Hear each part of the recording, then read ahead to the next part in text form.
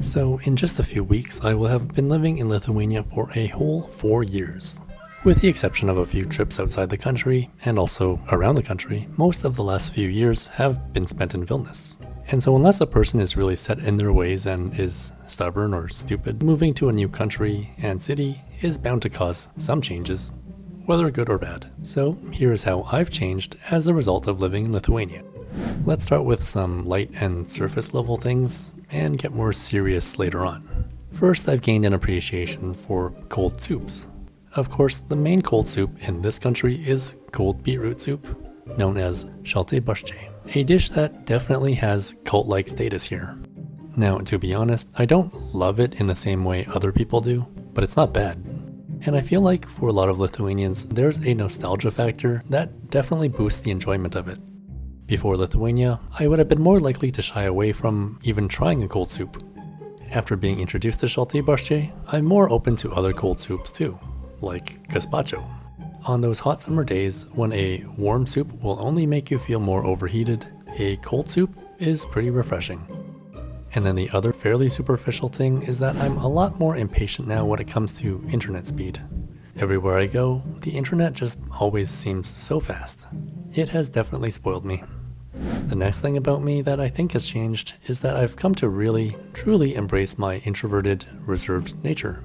It's not that I hadn't done this before coming to Lithuania, but this type of outward attitude seems to be the standard here. It's been a little bit of an adjustment not to say hello to people passing by on a hiking trail or in the lobby area of my apartment, and it's this kind of stuff I would be more used to in Canada.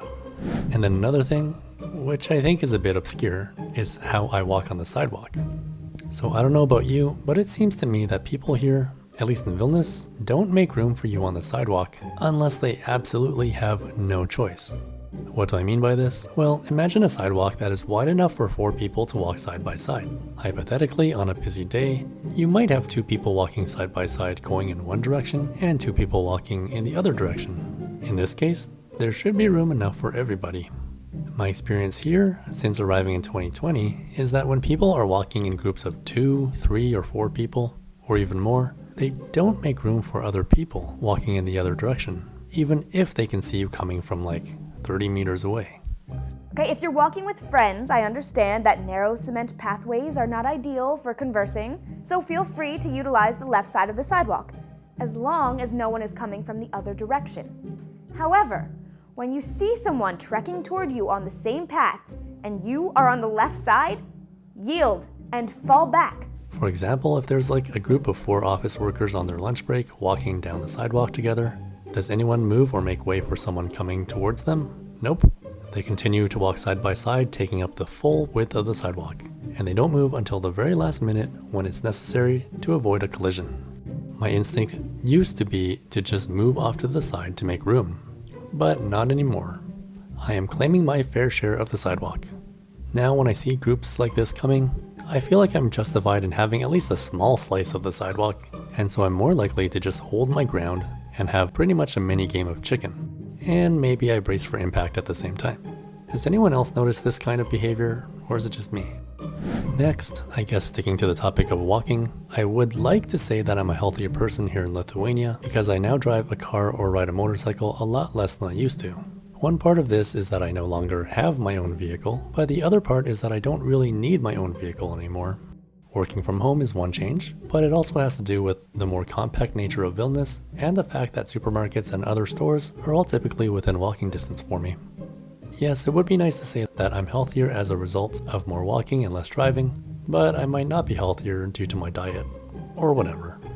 Bottom line on this topic though, is that I walk a lot more to get around, and my life is far less dependent on personal motorized transportation. Another thing I do differently now is that I know never to show up empty-handed when visiting someone at their home.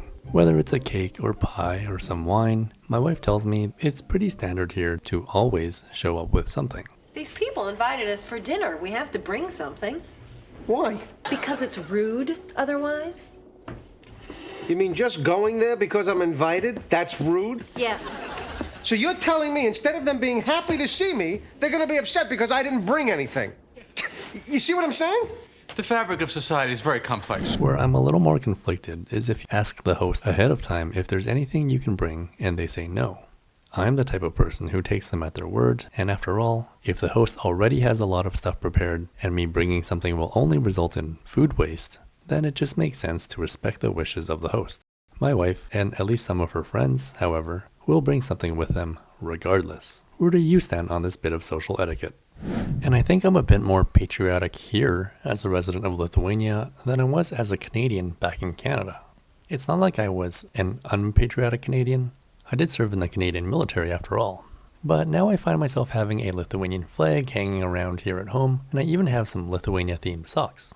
Oh, a little unexpected side note here. I send these out to my higher level Patreon patrons. So here's just a reminder to join if you feel the sudden urge to financially support the channel. But anyways, where does the sense of Lithuanian patriotism come from despite having zero Lithuanian ancestry?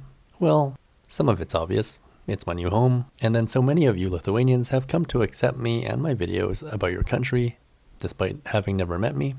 And then of course my wife is Lithuanian, and my infant son is, well, half Lithuanian. But I think the core of my Lithuanian patriotism really comes from making all these videos and learning the story of Lithuania and its more recent struggle for independence from the Soviet Union.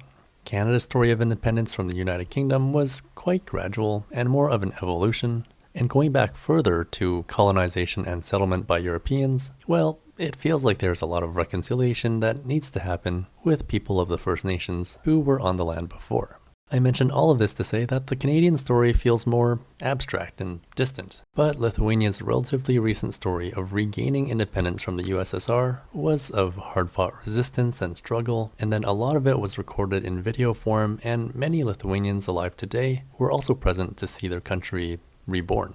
So I guess it just feels like a story that I can better connect to, and it makes me proud to be living among Lithuanians. Yeah, Canada's great, and it has truly been a land of opportunity and prosperity for many people, and I'm a proud Canadian. But seriously, Lithuania is really great too. And then finally, I think one of the biggest and more serious changes after 4 years in Lithuania is my attitude towards war and conflict.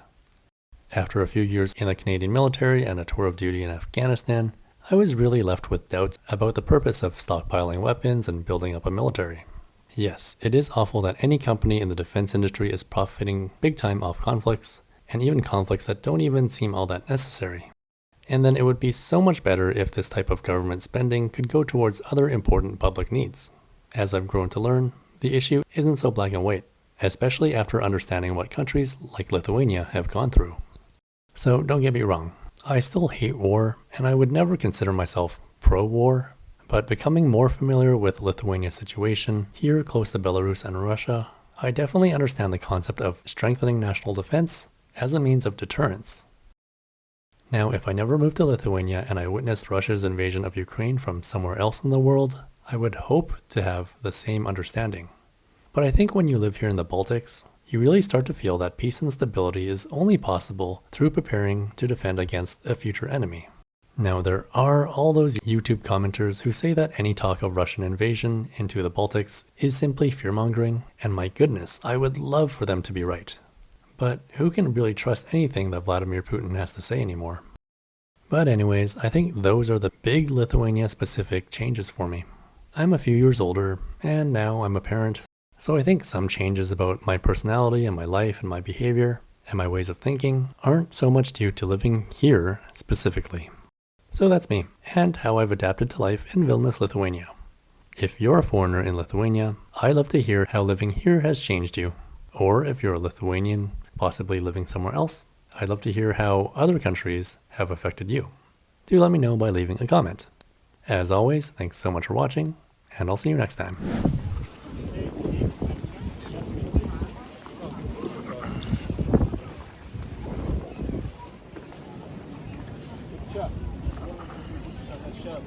Šitas stulpelis, kad paskui čia, lygiuokit čia. Tai čia stulpelis yra.